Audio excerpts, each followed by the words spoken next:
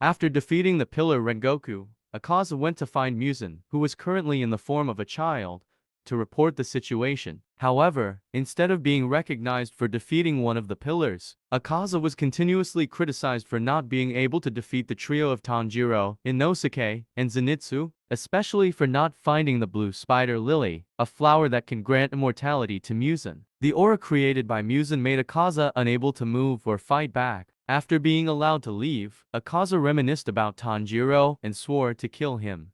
The next morning, Zenitsu stole some buns to bring to Tanjiro, but he was nowhere to be found. It turned out that Tanjiro was following Rengoku's last wish to visit his house and learn about the secrets of the Hinogami Kagura dance. He encountered Senjuro and his father, who constantly criticized Rengoku for his uselessness. Tanjiro immediately stood for Rengoku and denied what he was saying. However, when he discovered that Tanjiro was the successor of the sun-breathing user through the earrings he was wearing, he became angry and tried to restrain him. Senjuro tried to intervene but was pushed aside without mercy. The two of them had a conversation where it was revealed that the sun-breathing technique, also known as the Kagura dance, was the strongest breathing technique in the origin of all other breathing techniques. After a while, Tanjiro couldn't hold back anymore and charged at Rengoku's father, knocking him unconscious.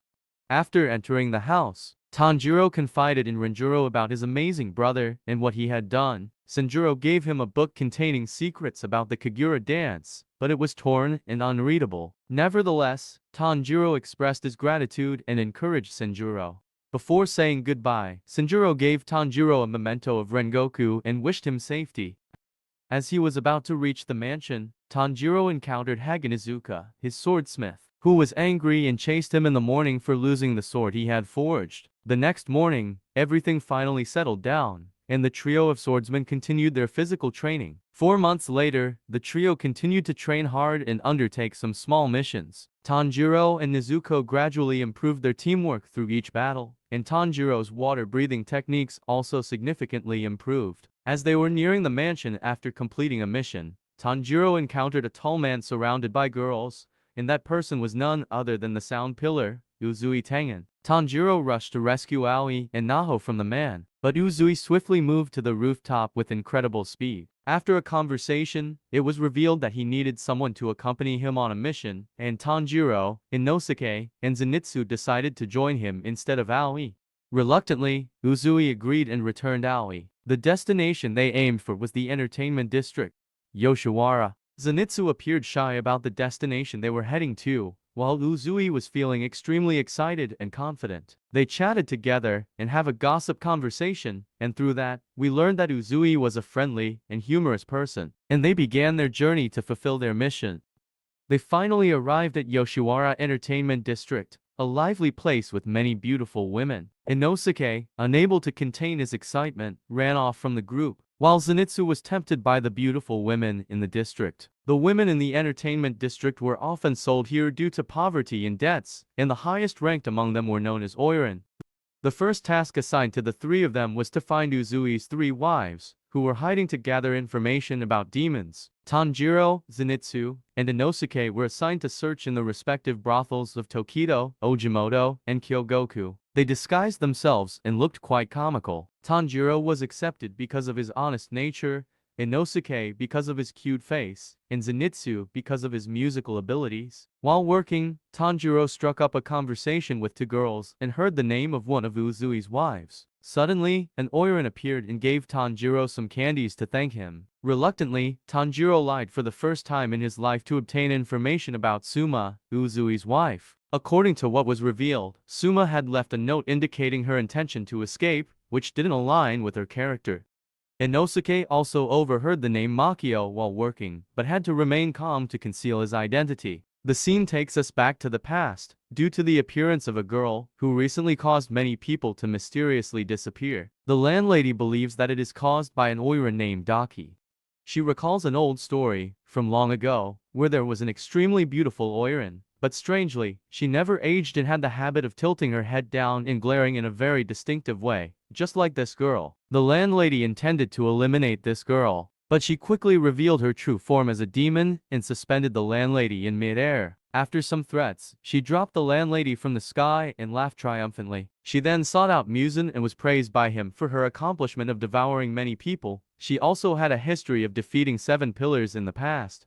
As the morning came, in the Ojimoto brothel, Makio was tied up with pieces of cloth. A mysterious woman is interrogating her about the recent letters she sent. Inosuke noticed something unusual in the room and went to investigate. He was waiting for the right moment to catch a glimpse of the mysterious person, but eventually decided to open the door and check. He then noticed the demon's movement on the ceiling and immediately followed it. After chasing the demon throughout the brothel, he lost track of her. Moving back to Zenitsu, while he was working, he accidentally heard the cries of a girl. Upon investigation, he discovered a sobbing little girl. While comforting the girl, a woman suddenly appeared from behind, and Zenitsu could clearly sense that she was a demon. It was none other than Daki, the upper moon demon. She continuously insulted Zenitsu for his ugly appearance. She also tormented the little girl from earlier. Naturally, Zenitsu couldn't stand by and watch. He confronted her despite his fear. He was immediately thrown aside with a single swing of her arm, but thanks to the timely intervention of the landlord, Zenitsu's life was saved.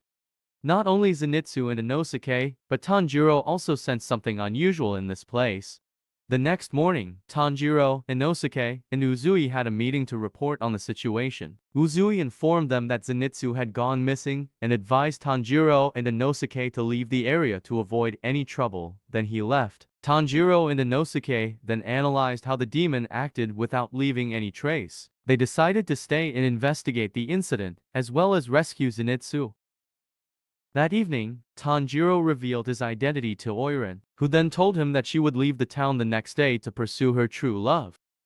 After bidding farewell, Daki suddenly appeared and kidnapped her. While Tanjiro was on his way to meet Inosuke, he detected the scent of a demon. Inosuke couldn't wait any longer and decided to take matters on his own. Meanwhile, Uzui arrived at the brothel where Zenitsu had disappeared to get information. Once he obtained the information, Uzui immediately headed toward the demon's location.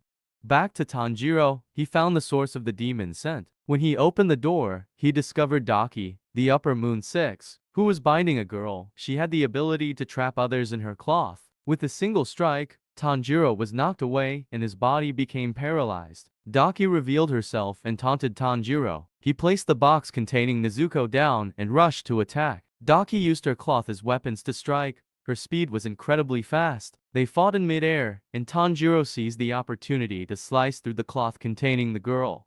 Uzui has now found his missing wife. After administering the antidote and instructing his wife, he quickly pursues the demon's trail. Tanjiro's sword was damaged during the battle, and the demon seizes the opportunity to attack him. Remembering his training, Tanjiro recalls that while the Kagura dance has higher damage than the breath of water, it also has some side effects for the user. Returning to reality, Tanjiro continues to perform the Kagura dance, and successfully cuts through the approaching fabric pieces. He proactively charges and attacks, using the creation of illusions to spot the demon's vulnerabilities. However, her speed, reflexes, and strength far surpass him.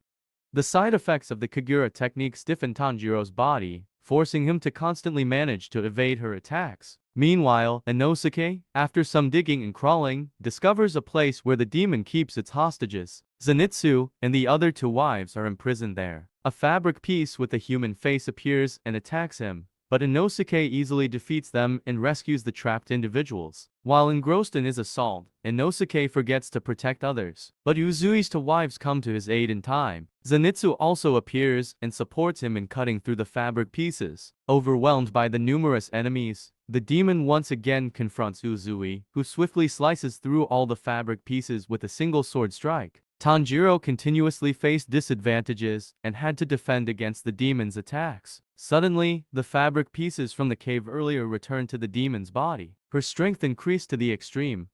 With a single strike, she can easily demolish nearby houses and severely injured Tanjiro. He recalled the letters that Rengoku's father had sent him, expressing his regret for treating him poorly, and acknowledging Tanjiro's potential strength, because Tanjiro possessed a scar on his forehead, a symbol of someone who uses the sun-breathing technique. However, only Tanjiro knew the truth that he was not the inheritor of the sun-breathing technique, and the scar on his head was not innate neither, but accidentally caused by a burn when he was young.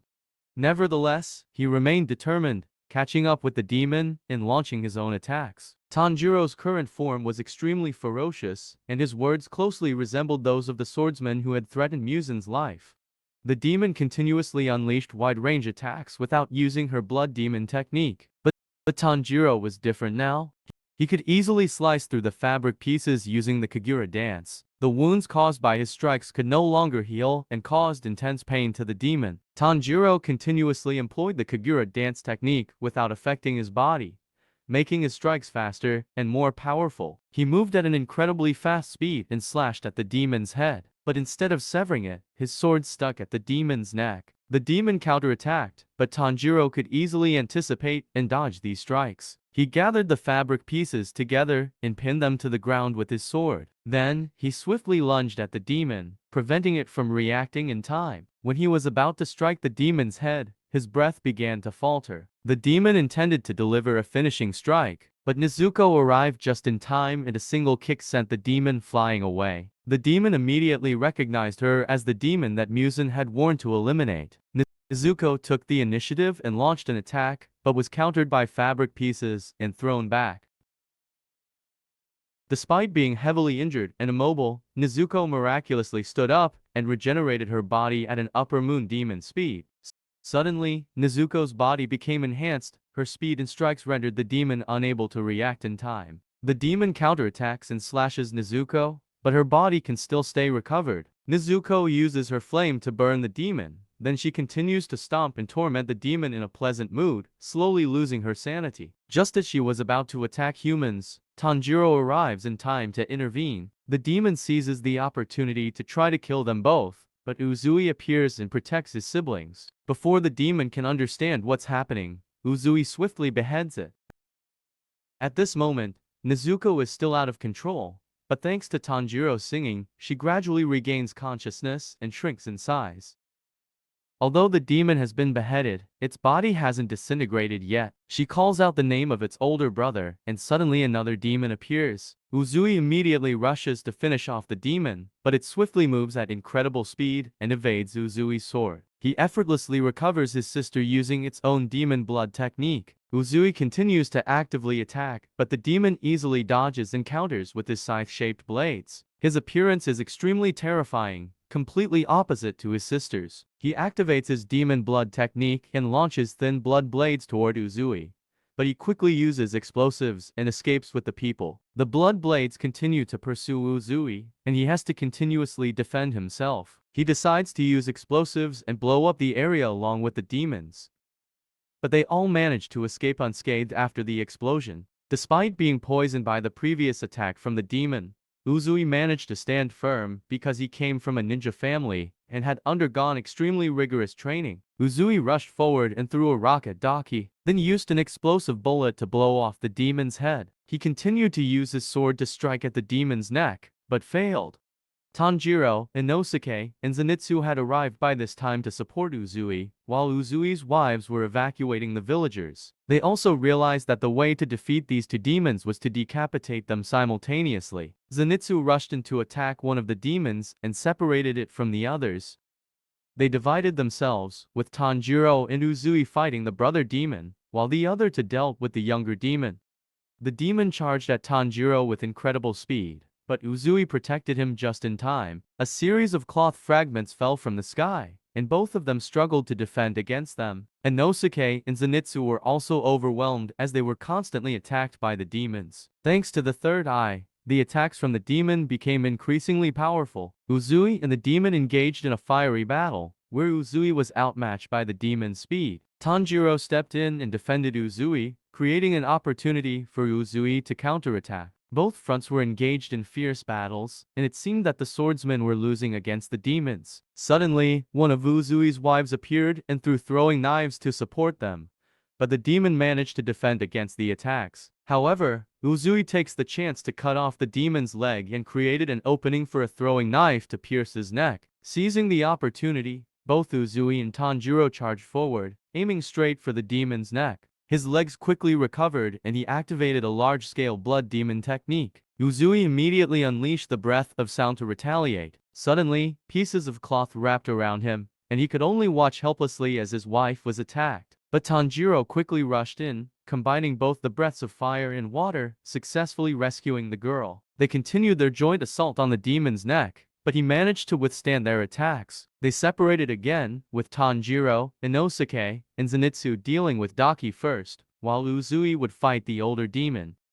After a period of defending, they decided to charge together at the same time. Tanjiro and Zenitsu used their techniques to intercept the incoming cloth, creating an opportunity for Inosuke to activate the beast's breath and sever the demon's neck. He then quickly grabbed the demon's head and ran, preventing it from regenerating. When everything seemed to be successful, the older demon appeared and pierced Inosuke's body. Uzui also lost an arm and lay motionless. They completely lost in this battle. Tanjiro woke up from his daze, and the scene around him looked chaotic. Everything was engulfed in flames. The demon appeared in front of him and informed him that Inosuke was nearly dead. Zenitsu was pinned under debris, and Uzui was immobilized due to poison. The demon relentlessly persecuted Tanjiro. He tried to flee but couldn't escape. He was cornered against a wall and futilely fought back. Just when it seemed like he would give up, Tanjiro headbutted the demon, stunning him. It was the effect of a throwing dart that Tanjiro had embedded in the demon earlier. Tanjiro seized the opportunity and struck the demon's head. Zenitsu miraculously emerged from the rubble to attack Daki. With incredible speed, he unleashed thunder breathing and nearly decapitated the demon. This was the last chance for both of them to sever the heads of the demons simultaneously. However, the poison had worn off, and the demon retaliated against Tanjiro relentlessly. In the midst of this intense battle, Uzui appeared once again. Both of them engaged in a lightning-fast fight, and despite having only one arm, Uzui could hold his own against the demon. In fact, he now had the upper hand, delivering faster and more powerful blows than before. They exchanged skills continuously, causing the area to explode and be immersed in flames. Tanjiro noticed an opportunity and launched an attack. Even though he was struck in the chin by the demon, he managed to strike the demon's neck. With extraordinary effort, the mark of the demon slayer gradually appeared on Tanjiro's forehead, enabling him to strike deep into the demon's neck. Back to Zenitsu, while he was struggling to sever the demon's neck, Inosuke miraculously appeared and struck the demon's neck. Three of them exerted all their strength for a decisive strike, and they succeeded. The heads of the two demons rolled close to each other. It seemed like the end, but suddenly, an explosion occurred as the remaining part of the demon's body detonated. When Tanjiro woke up, he was surprised to find himself still alive. This was likely due to Nezuko using her flame to detoxify and protect him. While Zenitsu was relatively fine, Inosuke was almost dead as the poison had spread throughout his body. It seemed like the end for Inosuke, but Nezuko easily detoxified him. Similarly, Uzui was also cured and luckily escaped from death. Tanjiro took their blood samples and sent them back to Tamayo for research, then went to find the heads of the remaining demons. He found them arguing with each other. After being severely scolded by his younger sister, the older brother got angry and cursed back without mercy. Before completely vanishing, the older brother remembered their past as siblings. Since birth, he had lived at the bottom of society, where his mother constantly abused him. Despite his frail body, he tried to eat insects to survive day by day.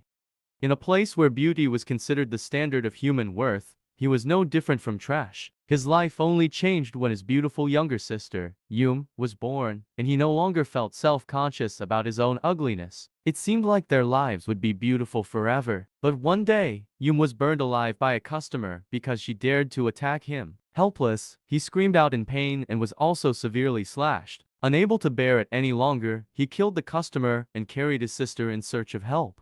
However, no one in this society offered any assistance, and it seemed like both of them would die there. But then a demon appeared and turned them into demons themselves. In the end, as he was about to descend into hell, he still wished for the best things to happen to his younger sister, no matter how difficult the choice was. But Yum chose to go with him. They then journeyed together towards hell and vanished. And that was the recap of Demon Slayer Season 3. If you enjoyed the video, hit the subscribe button to support the channel. I really appreciate that. See you again.